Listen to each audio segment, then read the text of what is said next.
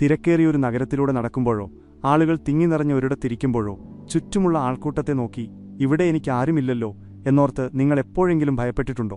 അല്ലെങ്കിൽ ഒരു സിനിമയ്ക്ക് ഒറ്റയ്ക്ക് പോകാൻ മടിച്ച് കൂടെ വരാൻ ആരെങ്കിലുമുണ്ടോ എന്ന് ഫോണിലെ നമ്പറുകളിൽ പരതിയിട്ടുണ്ടോ?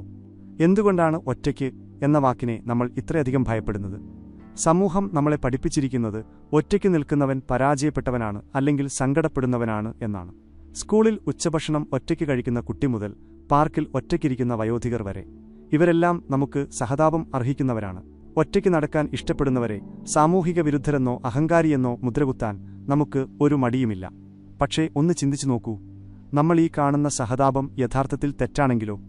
ആൾക്കൂട്ടത്തിൽ അലിഞ്ഞുചേരാൻ വെമ്പുന്നവരല്ല, മറിച്ച് ഒറ്റയ്ക്ക് നടക്കാൻ ധൈര്യം കാണിക്കുന്നവരാണ് യഥാർത്ഥത്തിൽ മാനസികമായി ഏറ്റവും കരുത്തരായവർ എന്ന് മനഃശാസ്ത്രം പറഞ്ഞാൽ നിങ്ങളത് വിശ്വസിക്കുമോ? ഇതൊരു സാധാരണ ഉപദേശ വീഡിയോ അല്ല. നമ്മളിന്ന് സഞ്ചരിക്കുന്നത് പ്രശസ്ത സ്വിസ് മനഃശാസ്ത്രജ്ഞനായ കാൾ യൂങ്ങിന്റെ ചിന്തകളിലൂടെയാണ്. അദ്ദേഹത്തിന്റെ അഭിപ്രായത്തിൽ നിർബന്ധിത സാമൂഹികത എന്ന കെണിയിൽപ്പെടാത്തവർ ചരിത്രത്തിലെ തന്നെ ഏറ്റവും ശക്തരായ വ്യക്തിത്വങ്ങളാണ്. എന്തുകൊണ്ടാണ് സമൂഹത്തിന് ഏകാന്ത സഞ്ചാരികളെ പേടി? എന്തുകൊണ്ടാണ് നിങ്ങളുടെ ഏകാന്തത നിങ്ങളുടെ ഏറ്റവും വലിയ ശക്തിയാകുന്നത്? നമുക്ക് പരിശോധിക്കാം. ഭാഗം 1. നിർബന്ധിത സാമൂഹികത എന്ന കെണി. ആദ്യം നമ്മൾ മനസ്സിലാക്കേണ്ടത് എന്താണ് ഈ നിർബന്ധിത സാമൂഹികത എന്നാണ്. മനുഷ്യൻ ഒരു സാമൂഹിക ജീവിയാണ് എന്ന് പണ്ടുമുതലേ നമ്മൾ കേൾക്കുന്നുണ്ട്. ശരിയാണ്, നമുക്ക് ബന്ധങ്ങൾ ആവശ്യമാണ്. എന്നാൽ ഇന്ന് നമ്മൾ ജീവിക്കുന്നത് ബന്ധങ്ങളുടെ ആഴത്തേക്കാൾ ബന്ധങ്ങളുടെ എണ്ണത്തിന് പ്രാധാന്യം നൽകുന്ന ഒരു ലോകത്താണ്. നമ്മൾ ജനിക്കുന്നത് മുതൽ കേൾക്കുന്ന കാര്യങ്ങളുണ്ട്. എല്ലാവരോടും ചിരിക്കണം, നല്ല കുട്ടിയായി പെരുമാറണം, ഗ്രൂപ്പിൽ നിന്ന് മാറി നിൽക്കരുത്.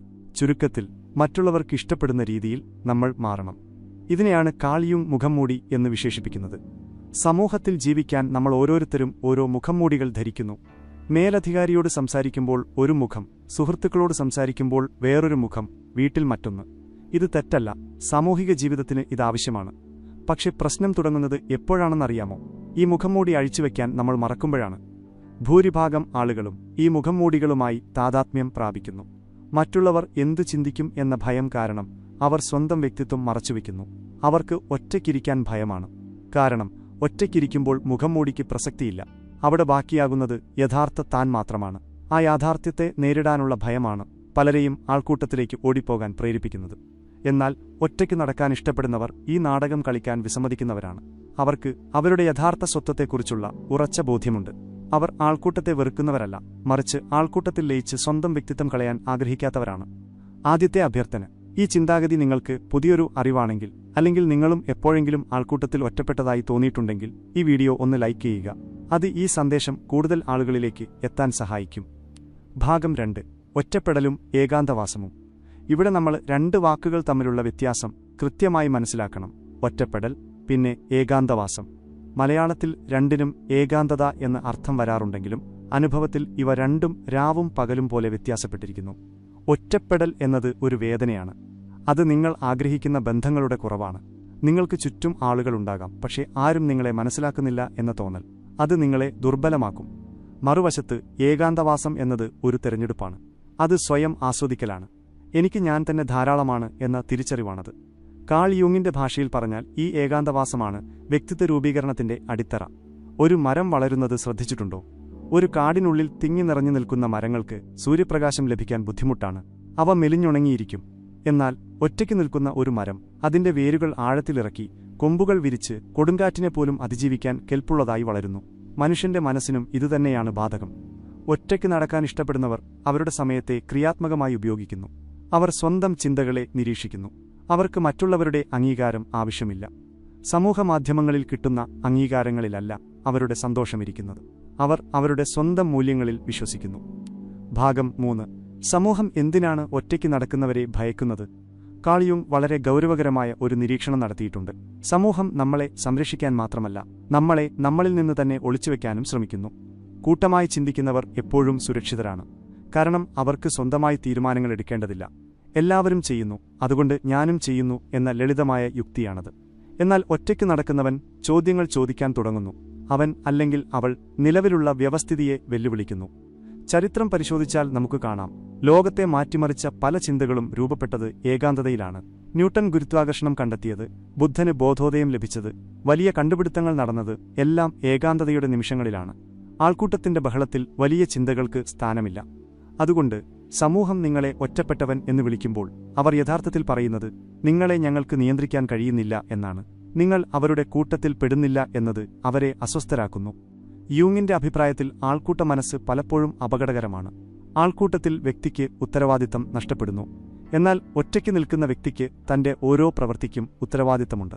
അതുകൊണ്ടാണ് കാൾ യൂങ് പറഞ്ഞത്, ലോകത്തെ രക്ഷിക്കാൻ ആൾക്കൂട്ടത്തിന് കഴിയില്ല, അത് വ്യക്തികൾക്ക് മാത്രമേ കഴിയൂ എന്ന്. ഭാഗം 4. നായകന്റെ യാത്ര. നിങ്ങൾ എപ്പോഴെങ്കിലും ശ്രദ്ധിച്ചിട്ടുണ്ടോ?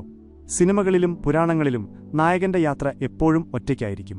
തുടക്കത്തിൽ കൂടെ ആളുകളുണ്ടായേക്കാം, പക്ഷേ നിർണായകമായ യുദ്ധം അല്ലെങ്കിൽ പ്രതിസന്ധിഘട്ടം വരുമ്പോൾ നായകൻ ഒറ്റയ്ക്കാണ്. ഇത് വെറുമൊരു കഥയല്ല. കാൾ യൂങ് ഇതിനെ ആദിരൂപം എന്ന് വിളിക്കുന്നു. നമ്മുടെ ഉപബോധ മനസ്സിൽ കിടക്കുന്ന സത്യമാണിത്. സ്വയം കണ്ടെത്താനുള്ള യാത്ര എപ്പോഴും ഒറ്റയ്ക്കായിരിക്കും. ഒറ്റയ്ക്ക് നടക്കാൻ ഇഷ്ടപ്പെടുന്നവർ അറിഞ്ഞോ അറിയാതെയോ ഈ യാത്രയിലാണ്. അവർ സ്വന്തം നിഴലുകളെ അഭിമുഖീകരിക്കാൻ തയ്യാറാണ്. എന്താണ് ഈ നിഴൽ? നമ്മുടെ മനസ്സിലെ അടിച്ചമർത്തപ്പെട്ട ആഗ്രഹങ്ങൾ, ദേഷ്യം, ഭയം, അപകർഷതാബോധം ഇവയെല്ലാം ചേർന്നതാണ് നിഴൽ. സാധാരണക്കാർ ഈ നിഴലിനെ ഭയന്ന് മറ്റുള്ളവരുടെ ഇടയിൽ ഒളിക്കുന്നു, അല്ലെങ്കിൽ ലഹരിയിലോ വിനോദങ്ങളിലോ അഭയം തേടുന്നു. എന്നാൽ ഏകാന്തതയെ സ്നേഹിക്കുന്നവർ ഈ ഇരുണ്ട വശങ്ങളെ ധൈര്യപൂർവ്വം നേരിടുന്നു. അവർ ആ ഇരുട്ടിനെ വെളിച്ചമാക്കി മാറ്റുന്നു. ഇങ്ങനെ സ്വന്തം ഇരുണ്ട വശങ്ങളെപ്പോലും അംഗീകരിച്ച് മുന്നേറുന്ന മനുഷ്യനെ തകർക്കാൻ പുറമേ നിന്നുള്ള ഒന്നിനും കഴിയില്ല. അവർക്ക് വിഷാദം വരാറില്ലേ? തീർച്ചയായും വരാം. പക്ഷേ അവർ അതിനെ കൈകാര്യം ചെയ്യുന്നത് മരുന്നുകളിലൂടെയോ ഒളിച്ചോട്ടത്തിലൂടെയോ മാത്രമല്ല, മറിച്ച് ആ വേദനയുടെ അർത്ഥം കണ്ടെത്തിക്കൊണ്ടാണ്. ജീവിക്കാനൊരു കാരണമുള്ളവനെ എങ്ങനെയുള്ള സാഹചര്യത്തെയും അതിജീവിക്കാം എന്ന് തത്വചിന്തകർ പറഞ്ഞതുപോലെ ഇവർ തങ്ങളുടെ ഏകാന്തതയിൽ ജീവിതത്തിന്റെ അർത്ഥം കണ്ടെത്തുന്നു. രണ്ടാമത്തെ അഭ്യർത്ഥന: നിങ്ങൾ ഒറ്റയ്ക്ക് സമയം ചെലവഴിക്കാൻ ഇഷ്ടപ്പെടുന്ന ഒരാളാണോ? എങ്കിൽ ഞാൻ ശക്തനാണ് അല്ലെങ്കിൽ ഞാൻ ശക്തയാണ് എന്ന് കമന്റ് ബോക്സിൽ രേഖപ്പെടുത്തുക. നമ്മളിൽ എത്ര പേർ ഈ പാതയിലുണ്ടെന്ന് നമുക്കറിയാലോ. ഭാഗം 5. ഒറ്റയ്ക്ക് നടക്കാനുള്ള കരുത്ത് എങ്ങനെ നേടാം? ഇനി നിങ്ങൾക്കെങ്ങനെ ഈ മാനസിക കരുത്ത് നേടാം? നിങ്ങളിപ്പോൾ ഒറ്റയ്ക്ക് നടക്കാൻ ഭയപ്പെടുന്ന ഒരാളാണെങ്കിൽ, അല്ലെങ്കിൽ ഒറ്റയ്ക്ക് നടക്കുന്നതുകൊണ്ട് സമൂഹം നിങ്ങളെ കുറ്റപ്പെടുത്തുന്നുണ്ടെങ്കിൽ, നിങ്ങൾ ശ്രദ്ധിക്കേണ്ട ചില കാര്യങ്ങളുണ്ട്. 1. മറ്റുള്ളവരുടെ അഭിപ്രായങ്ങളെ അരിച്ചെടുക്കുക. ആരെങ്കിലും നിങ്ങളെ സാമൂഹിക വിരുദ്ധൻ എന്ന് വിളിച്ചാൽ മനസ്സിലാക്കുക, അത് അവരുടെ കാഴ്ചപ്പാടാണ്, നിങ്ങളുടെ സത്യമല്ല. അവർക്ക് ഒറ്റയ്ക്ക് നിൽക്കാനുള്ള കഴിവില്ലാത്തതുകൊണ്ടാണ് അവർ നിങ്ങളെ വിമർശിക്കുന്നത്. സിംഹങ്ങൾ ഒരിക്കലും ആടുകളുടെ അഭിപ്രായം കേട്ട് നടക്കാറില്ല. 2. ബോറടി ആസ്വദിക്കാൻ പഠിക്കുക. ഇന്നത്തെ കാലത്ത് ആർക്കും വെറുതെയിരിക്കാൻ വയ്യ. ഒരു നിമിഷം വെറുതെയിരിക്കുമ്പോഴേക്കും നമ്മൾ ഫോൺ എടുക്കുന്നു. ഈ ശീലം മാറ്റുക. ദിവസവും അല്പസമയം ഫോണില്ലാതെ, പുസ്തകമില്ലാതെ വെറുതെയിരിക്കുക. നിങ്ങളുടെ ചിന്തകൾ എങ്ങോട്ടാണ് പോകുന്നതെന്ന് നോക്കുക. അത് ഭയപ്പെടുത്തുന്നതാകാം, പക്ഷേ അവിടെയാണ് നിങ്ങളുടെ യഥാർത്ഥ വ്യക്തിത്വം ഒളിച്ചിരിക്കുന്നത്. 3. വേണ്ട എന്ന് പറയാൻ പഠിക്കുക. നിങ്ങൾക്ക് താൽപ്പര്യമില്ലാത്ത പരിപാടികൾക്ക് അവർ എന്ത് വിചാരിക്കും എന്ന് കരുതിപ്പോകുന്നത് നിർത്തുക. നിങ്ങളുടെ ഊർജ്ജം സംരക്ഷിക്കുക. നിർബന്ധിത സാമൂഹികത നിങ്ങളുടെ ആത്മാവിനെ കാർന്നുതിന്നുന്ന ഒന്നാണ്. ആവശ്യമില്ലാത്ത ഇടങ്ങളിൽ വേണ്ട എന്ന് പറയുന്നത് അഹങ്കാരമല്ല, അത് ആത്മാഭിമാനമാണ്. 4. സർഗാത്മകമായ വഴികൾ കണ്ടെത്തുക. ഒറ്റയ്ക്കിരിക്കുന്ന സമയം വെറുതെ ചിന്തിച്ചു കൂട്ടാനല്ല, മറിച്ച് സൃഷ്ടിക്കാൻ ഉപയോഗിക്കുക. എഴുതുക, വരയ്ക്കുക, പുതിയ കാര്യങ്ങൾ പഠിക്കുക.